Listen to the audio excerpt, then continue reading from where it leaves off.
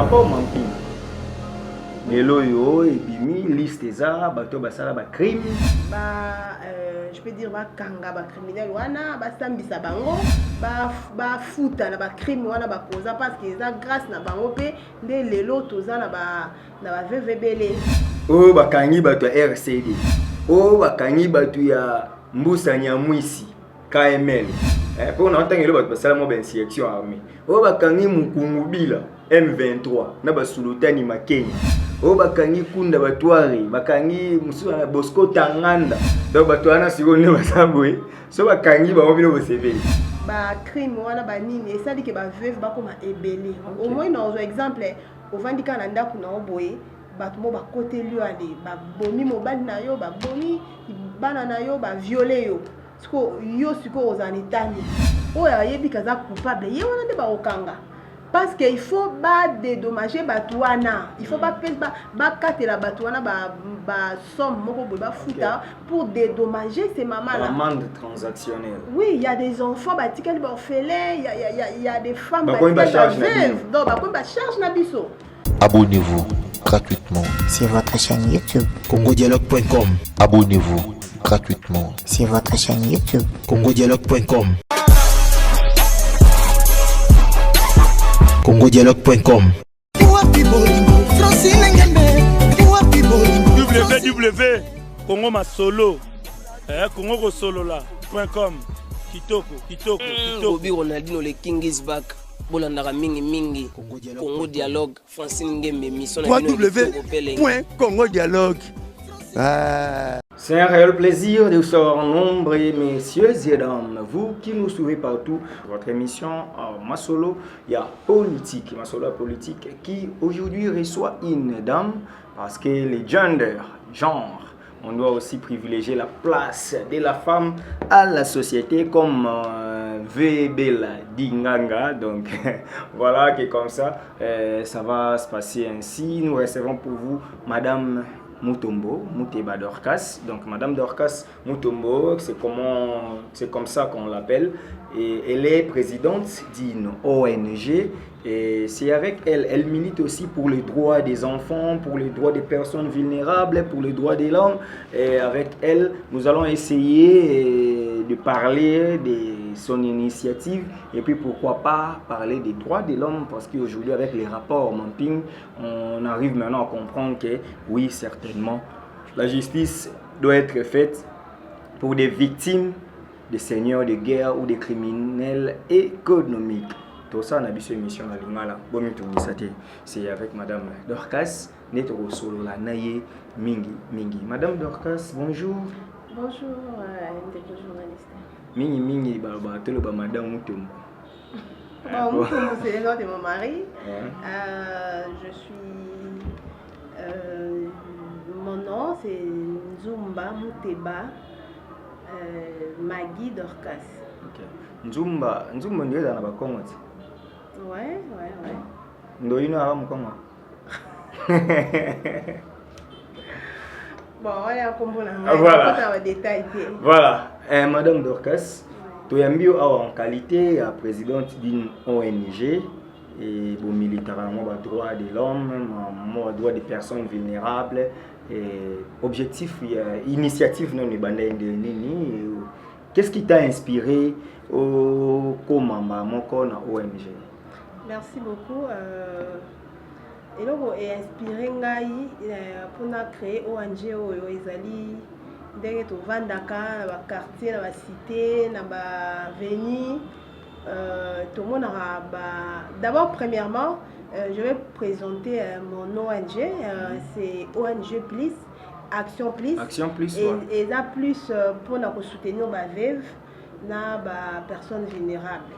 Donc créer pourquoi parce que tout le monde est au vendu dans le quartier, dans l'avenue. Ceux qui le moi si à couper le mobile, moi si on a des sous la valeur, moi si on a commis humilié, a commis inutile dans la société, je peux dire, surtout la famille à mobile naïe, moi si on a commis rejeté, voilà, a commis abandonné avec les enfants. C'est pour cela qu'on a trouvé bon de créer ONG Oyo Action Plus pour soutenir les femmes veuves dans les personnes vulnérables. Voilà. Voilà, déjà, tant que les personnes vulnérables, mais quand on peut expliquer ça, on ne pas comme vulnérable, il faut qu'on bon, les personnes vulnérables, tout le monde plus la banane, surtout, il y a les femmes veuves et les enfants vulnérables. Parce qu'il y a dans 4 personnes vulnérables, tous les orphelins, tous les enfants abandonnés, tous les enfants délaissés, tous les handicapés, donc handicapés physiques, voire même moral. Okay. Donc, la catégorie surtout de tout dans le cadre de personnes vulnérables. Ah, donc, on a droit à incapable. Oui, donc, on peut dire ça. À quoi rester tant sous-souté, à quoi prester, à quoi insuffisance, capacité physique. On est des personnes vulnérables qui venir vraiment en aide, surtout les femmes veuves. Voilà, surtout les femmes veuves. ONG Vandiwapi, siège social. Il y a ONG. Est-ce ONG Mallette?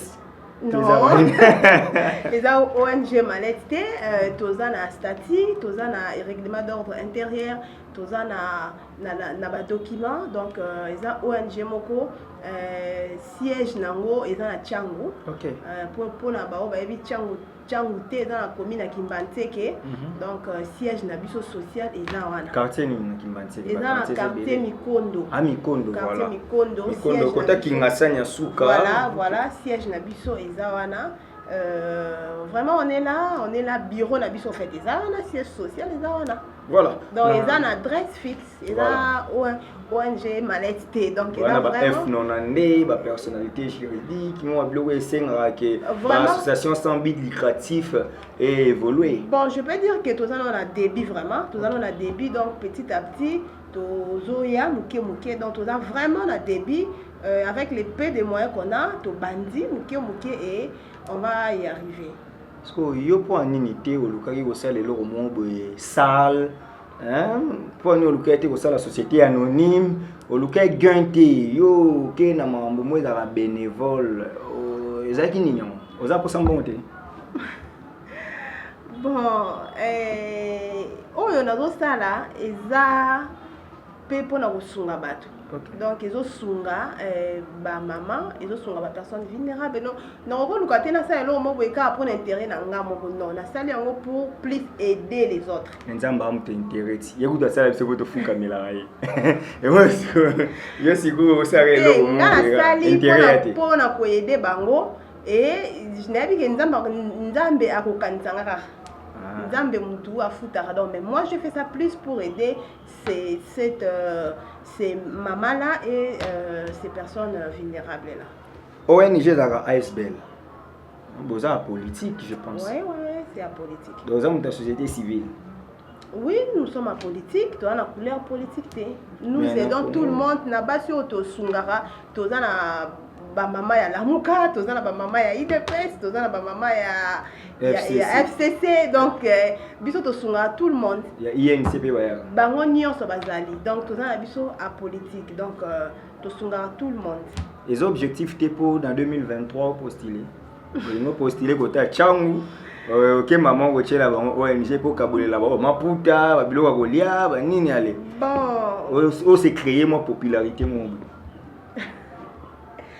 Bon, ça c'est plus pour aider les femmes veuves. Et aussi peuvent t'aider. Non, on a moni bango comment ils vivent. Na moni comment ces femmes-là souffrent après ba décès ba mibali na bango. Moni ba choc eza makasi donc après que moi ça fait mon badi, moi ça na juste na valeur té. C'est pour cela qu'on a créé et lokoyo juste pour aider ces femmes-là. Je ne sais pas, je peux profiter na caméra na yo pour appeler nos partenaires. Donc on a vraiment besoin d'aide Nabino. Il y a aide Nabino, vraiment beau soutenir Bisso, beau soutenir ONG Action Plus parce qu'il y a plus aider les femmes veuves, les personnes vulnérables. Donc on a vraiment besoin de partenaires, on a besoin de batomité mamalamu, basan nanzambe, on a surtout à mon cas soutenir Bisso na souka to pesa numéro ya contact. Voilà, mais mutuna mongweza. ONG Action Plus. Tu as déjà le moment où tu peux glisser, ça peut être la question à biso. ONG vivra na ba don, ba leg, ba blo mo abongo. déjà pour bandi au soutien to jusque là bo bundana bino. Jusque là vraiment toujours bundana na ba propre moyen na biso moko toujours na ba aide. C'est pour cela je suis en train de demander aux gens de bonne foi, de bonne volonté de nous venir en aide parce que jusque là toujours na nous aide ya batuté. Vous avez ba pasteur au tchana ba bis baté rapo basenga mbongo ya baloso ya ba. Non, ndeka na l'équipe boye o Hollanda CP ya bengi ya pesi biso aide na ye. OK. Mais Action Plus wana polémique terre ONG Initiative Plus ya Maman Olive. Yo Action Plus, eza ni coïncidence. Ya za na initiative, yo za na action. Nga na action. Donc eza tozandenge mokote. Donc yeza initiative, nga na action. Pour s'inspirer na ye to contredire. Na s'inspirer na ye te mais eza inspiration na nga moko voilà. Et bandaka.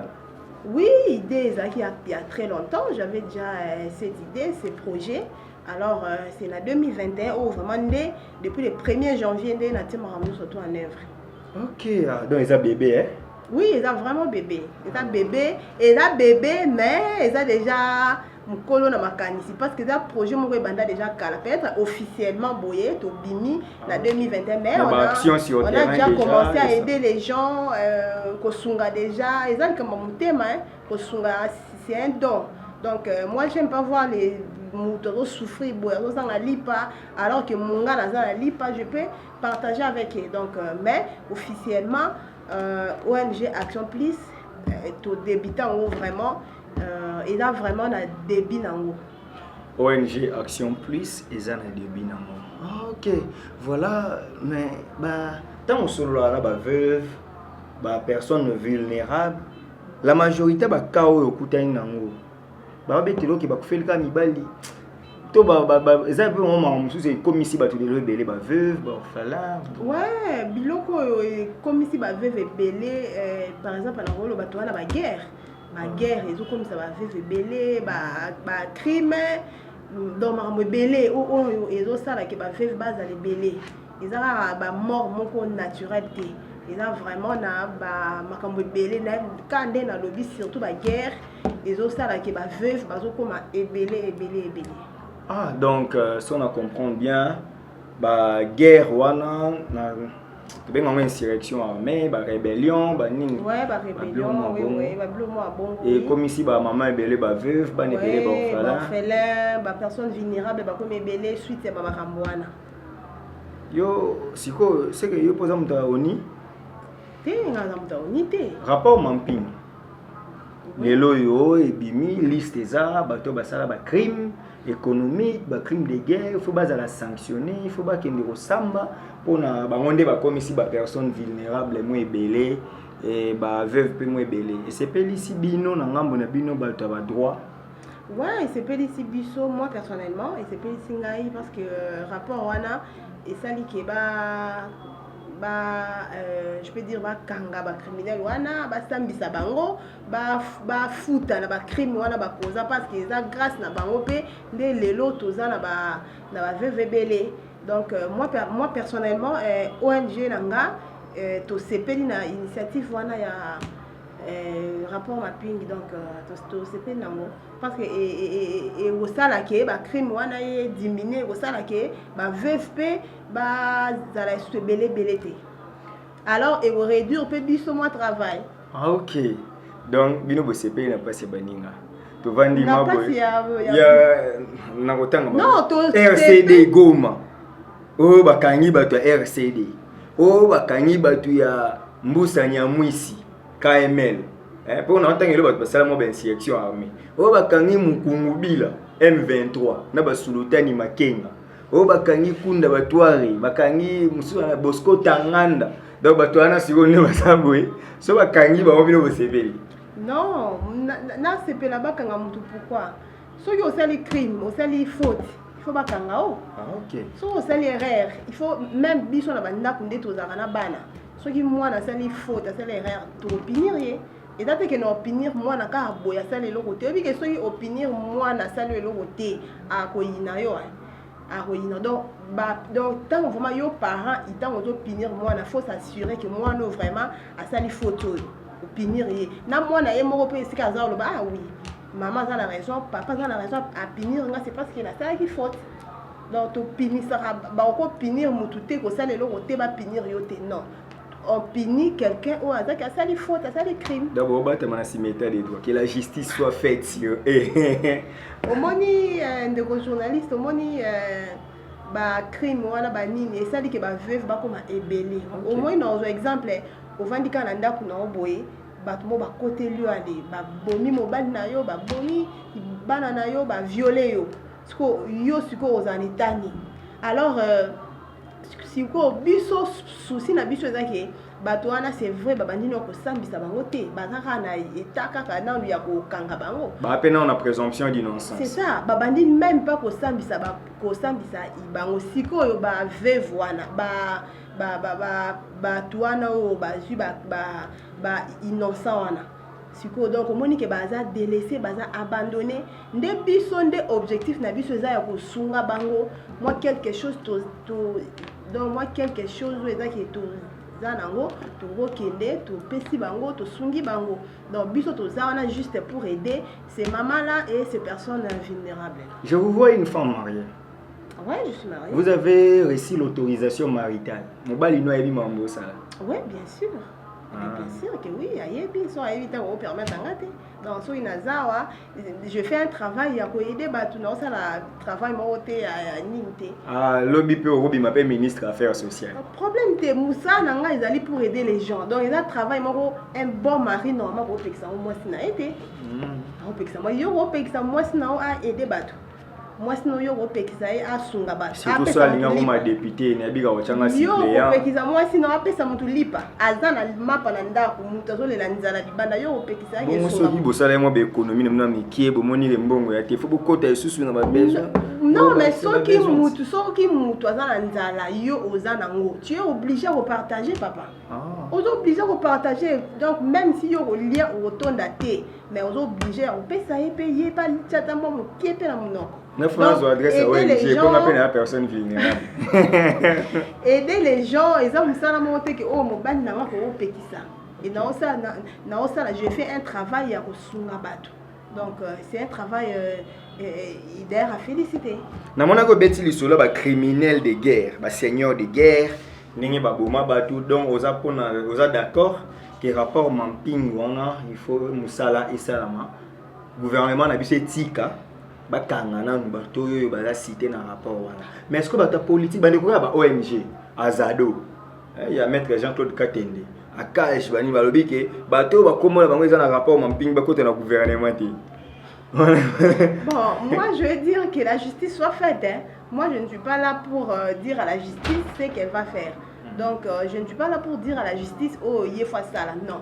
Justice yemo ko yabi musala na ye ayebi ba ko komola ba poto ou meti bakangi Roger Lumbala mana poto wana yo no lobi ngate donc justice et salama oh yo asali faute que la justice soit faite bakanga ba pe na Congo ba kepe makala ba sambi so ba gagner pour c'est pas monsieur pe ba gagner ba possible tout le monde Jean-Pierre Bemba a sali 10 ans na CPI mais après na ngo ba innocenté oui ce qui justice a sali musala na e alande la monique mutu te na za innocent a kokanga ite o ya yebi kaza coupable ye wana de ba okanga parce que il faut pas dédommager batouana il faut pas katela batouana ba somme moko boy ba futa pour dédommager ces mamans là l'amende transactionnelle oui il y a des enfants batikali ba orphelins il y a des femmes batikali ba charge donc ba charge na biso donc il faut gouvernement donc ba mandi wana les gens vont payer normalement faut pas payer ça biso parce que nous on est là pour soutenir ces femmes là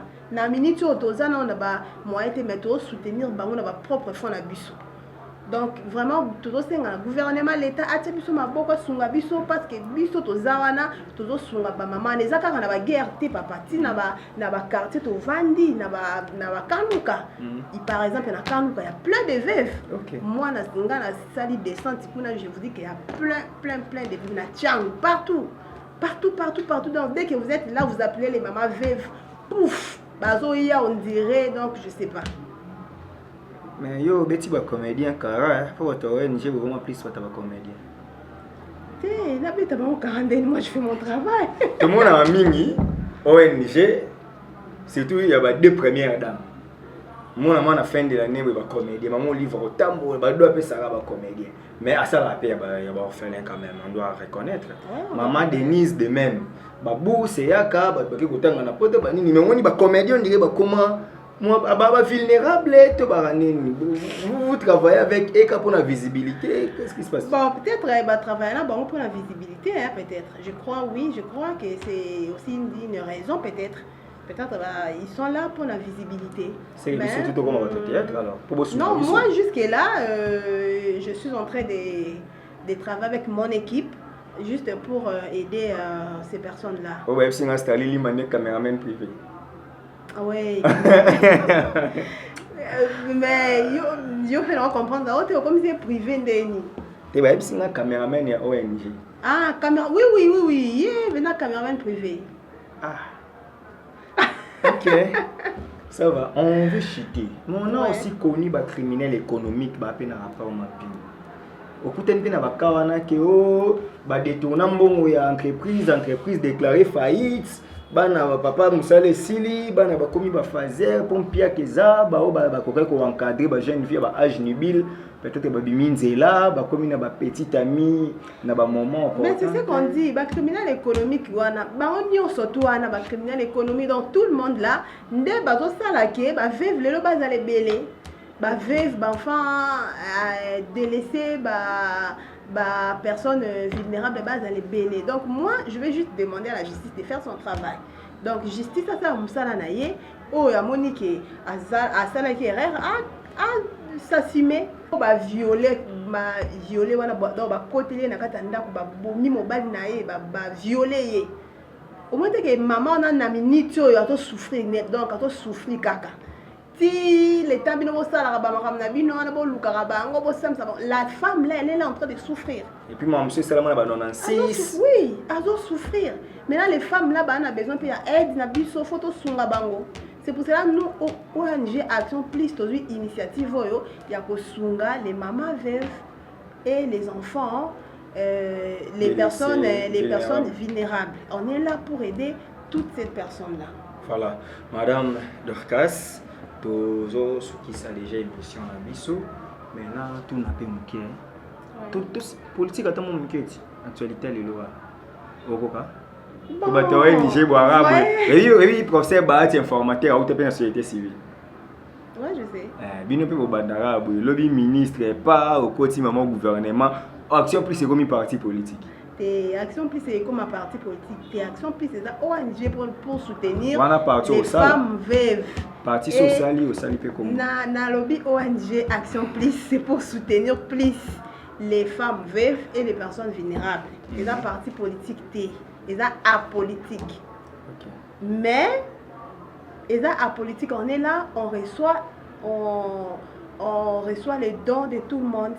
Pour Vandima Boye, Joseph Kabila, à lobby savant, on tient la bino mbongo. Moi $100,000 moi bochana Action Plus pour la battre. Boyambi en bam. Bon, tant que Joseph Omoni on m'a bien. Félix Antoine Tshisekedi Tshilombo. Ah papa. To Martin Fayoulou. To Jean-Pierre Bemba.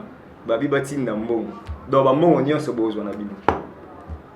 Les journalistes to pita lisola ONG. Kasi ya on a pour ça ba danse. Voilà pour ça ba danse. Donc tendance politique est à libinoté. Toi la tendance politique t'es, toi apolitique. Voilà, je préfère m'arrêter là. C'est ça apolitique. OK. Bah approche politique boza en monter. Non banga. On comprend pourquoi non banga. Non, on a compris. Ouais bah ta société civile. Et bien l'église perd la société civile. Ouais, je sais. Ma confession religieuse. Parce que bon félin ba vulnérable belé pe ba veuve belé ou type na ma prophétie. Écoutez na baka na terre.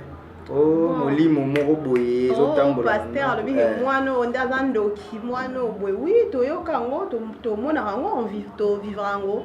Là, je vais juste demander à Nabasa Nzambe, Moussa Nzambe a plus pour nako sangisa, pour unir voilà. Donc Rosa te pour nako kabola. Moi Nzando qui oaza non. Attends qui chercher la délivrance pour cet enfant là. Et puis bon bébé pour lui aider lui à tika kindoki. Ça te que au bengana e au tumba e ba bougie net. Donc en tout cas ba histoire est belle, on aura un temps pour parler de ça. Mais sinon, Moussa Nzambe Azana te pour na kabola. Non, Moussa Nzambe pasteur, tu es là pour unir.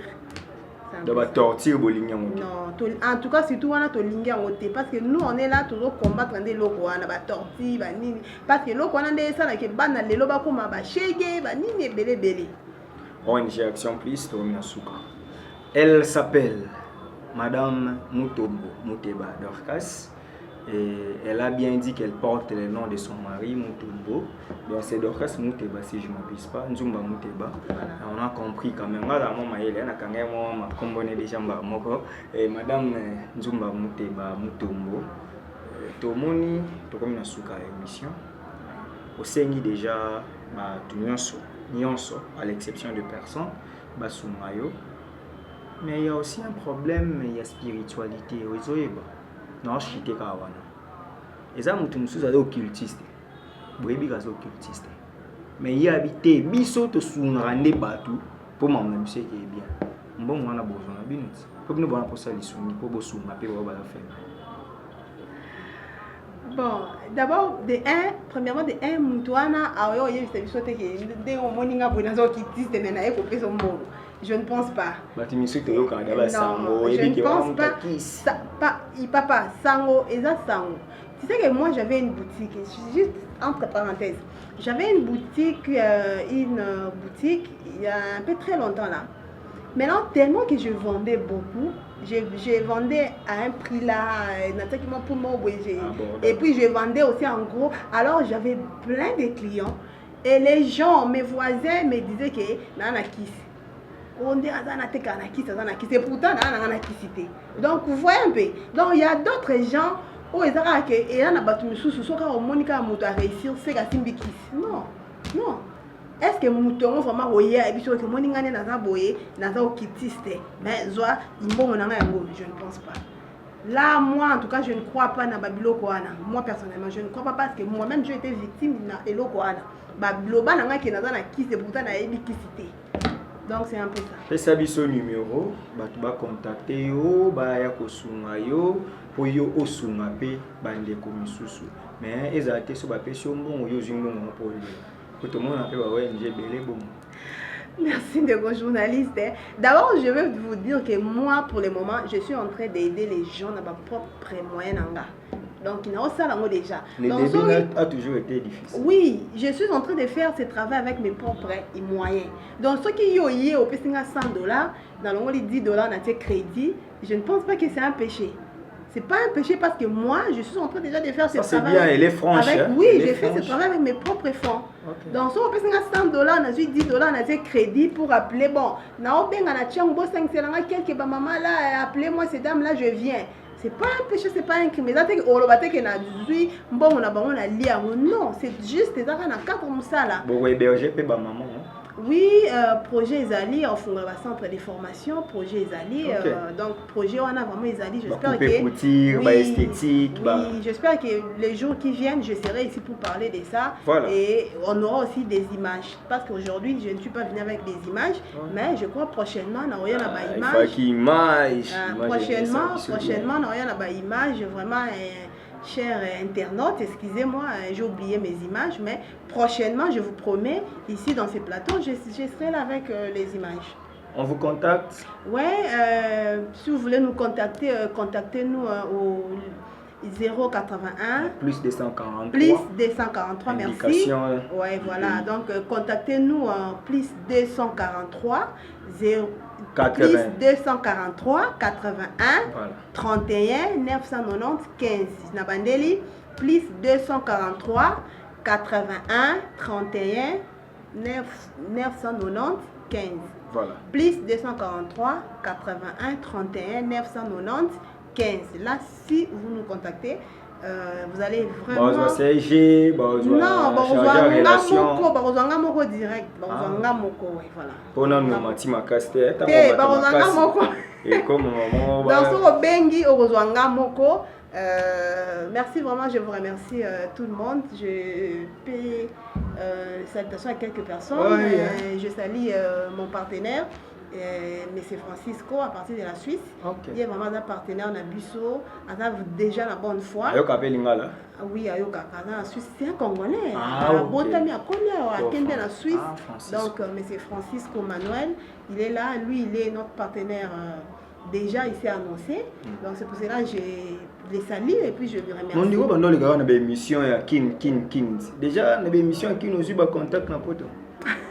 Pour nga on a mikolo ça succès les qui na chaîne mais si ko voilà vraiment le quoi dans la vie privée na na vie aux amis. C'est M. Francisco vraiment. Que Dieu vous bénisse, M. Francisco. Moi, je suis comme ça. On doit quand même faire vivre l'émission. Salutations à vous, M. Francisco Manuel, à partir de la Suisse. Salutations à mon mari, à mes enfants. Je salue Maman Esther à partir des États-Unis. Elle aussi, elle s'est déjà annoncée.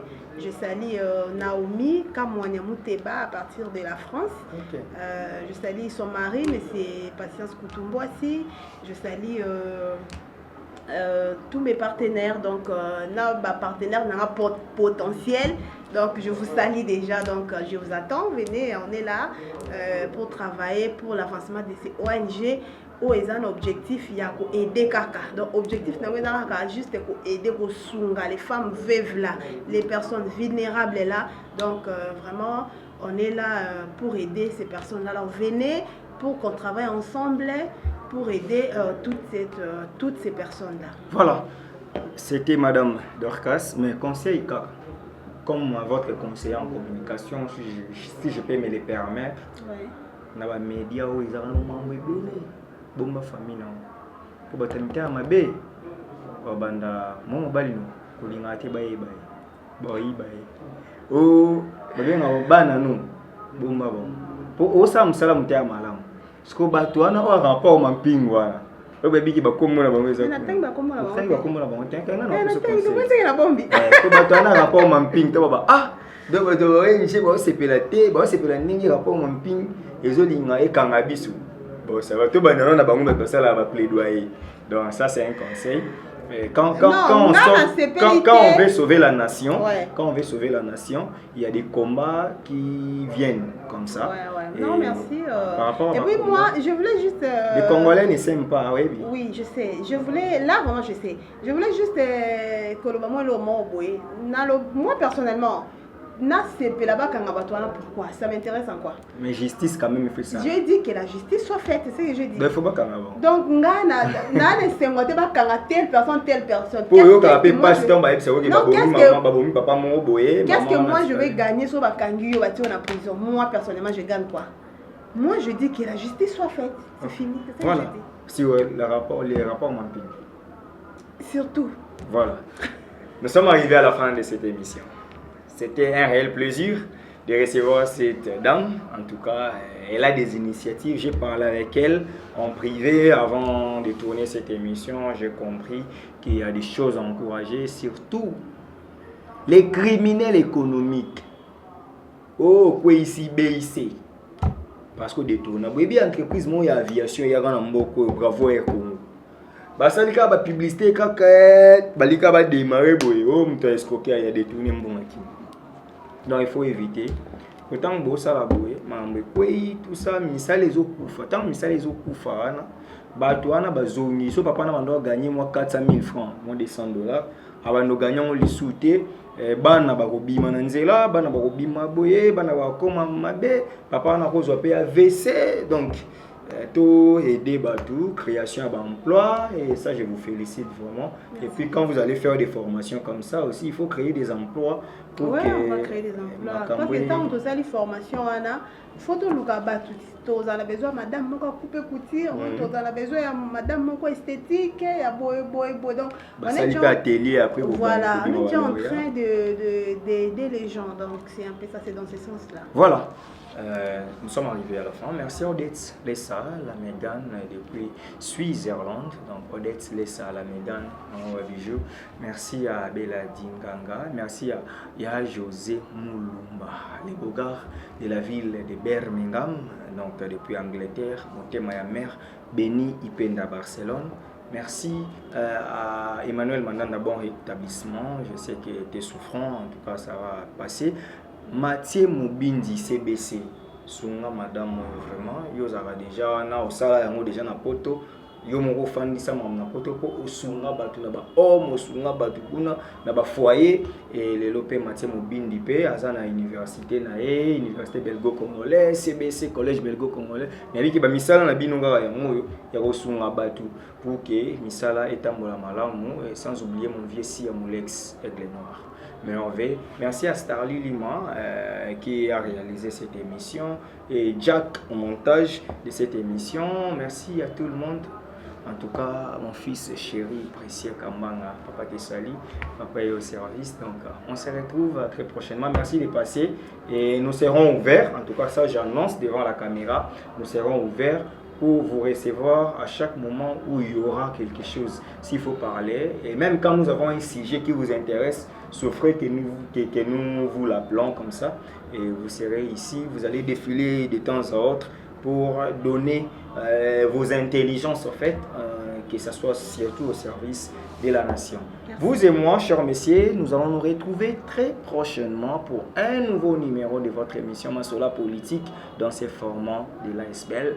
On se retrouve très prochainement. Starly Lima, un grand merci d'avoir assisté et merci à Bobette Nzita, merci à tout le monde.